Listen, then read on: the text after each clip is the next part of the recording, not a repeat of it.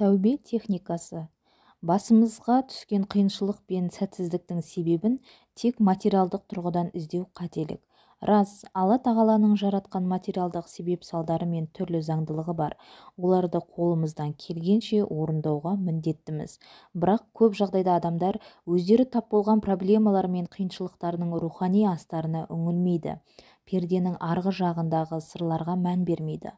Алла тағала өзінен алшақтаған құлдарын өзіне қайтару, жалбарынтып тәубе ету үшін әртүрлі кедергі жібереді.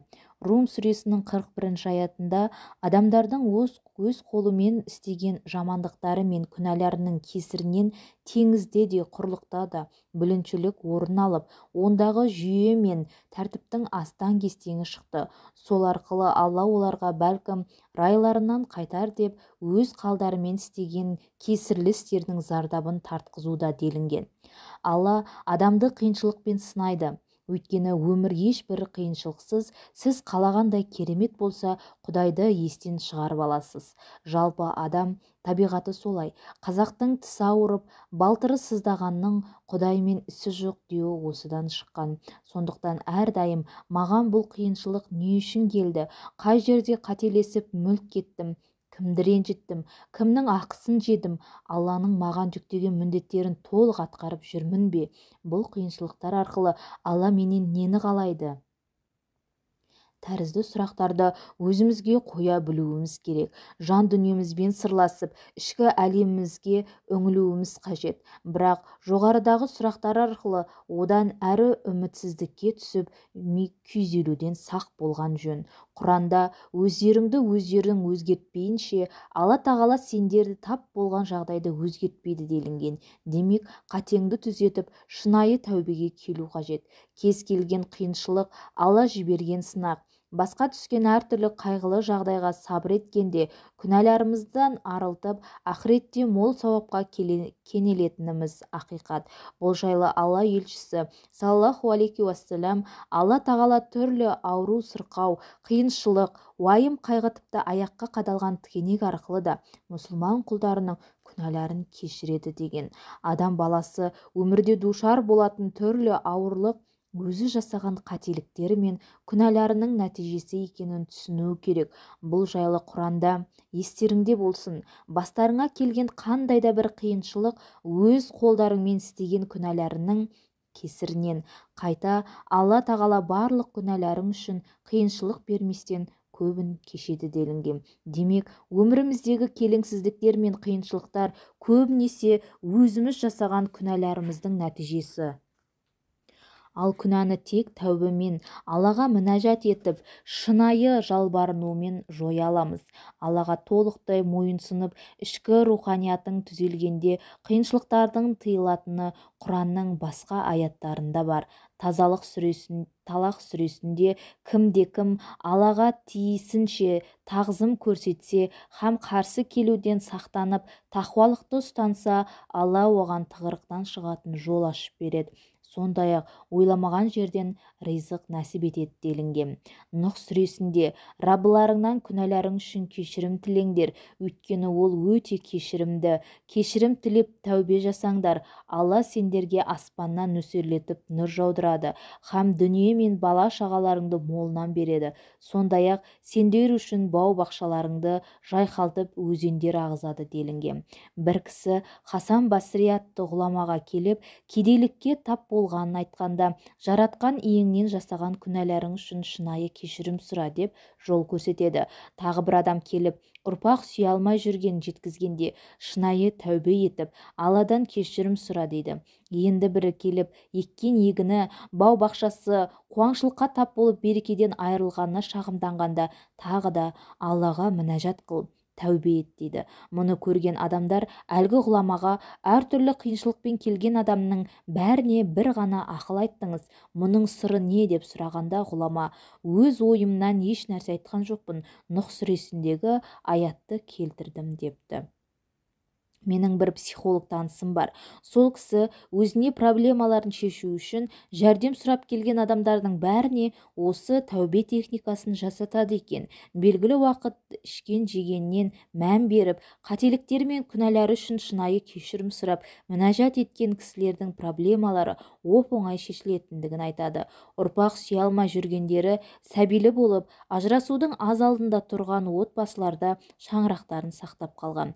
Егер тәубе етіп кешірім сұрап мінәжат еткеннен кейін де проблемалар шешілмей жатса, оның да бір хикметі бар екенін түсініп, Алламен байланысыңызды одан әрі жақсартып, тақуалыққа бет бұрыңыз.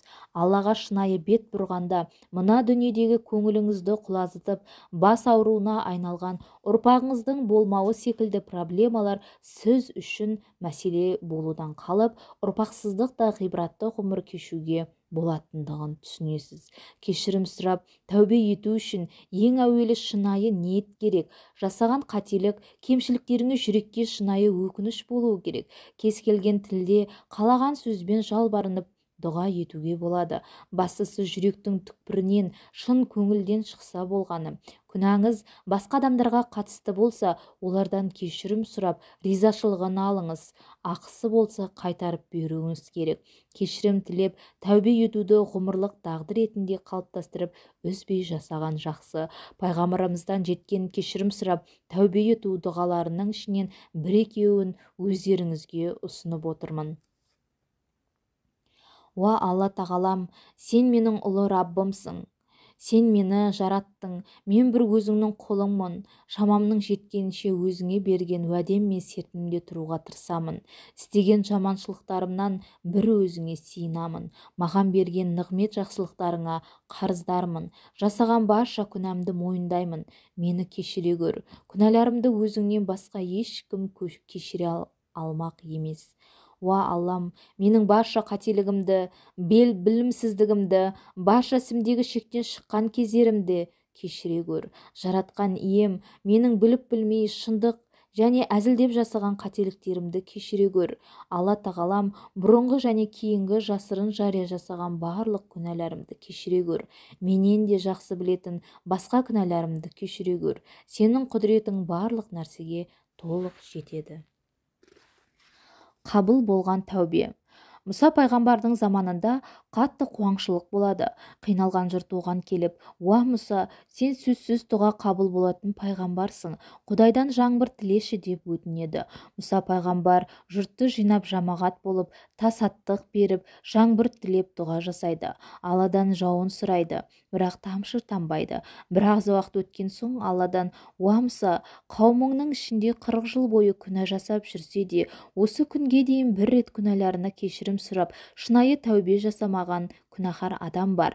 Сол сендердің іштеріңде болған кезде дұғаларың қабыл болмайды деген. Мұса пайғамбар оянды. Халық қайтып 40 жыл тәубе етпеген адамның жамағаттан ажырауын сұрайды. Сол сәтте күнәһар көбірлеп, уа Аллам, мен дәл қазір жасаған күнәларым үшін өзіңе шынайы тәубе келтірдім. Менің кесірімнен қауыма қиыншылық бере көрме. Мені жұртқа масқара етпей, осы жолы құтқарсаң, өмір бойы өзіңе шынайы құл болып өтемін деп жалбарынады. Көп күтпей жаңбыр сіркіреп жауа бастайды. Мұса да халықта аң-таң. Мұса Алладан, уа жаратушы ием, өзің айтқан тәубесіз күнәһар пендең арамыздан ажырамаса да жаңбыр жауғыздың. Мұның хикметі не деп сұрайды. Сонда Алла тағала, ол пендем қазір ғана күнәларына шынайы кешірім сұрап, шынайы тәубе етті, тәубесін қабыл алдым дейді. Сонда Мұса, Алла тағалам, тәубесі қабыл болған сол бақытты адамның кім екенін маған білдірші деп өтінеді. Алла тағаладан мынандай жауап келеді. Уа пайғамбарым, ол 40 жыл бойы тәубесі жүрген кезде, оны адамдардың алдында масқара етпей күнәларын жасырған едім. Енді тәубесі қабыл болып, күнәсі кешірілген кезде оны ешкімге жария етпеймін. Достар, менің каналыма тіркеліп және қоңыраушаны басып қойыңыздар. Өзіңізге ұнайтын кітаптың аудиосын тыңдағыңыз келсе, комментарийға жаза кетіңіз.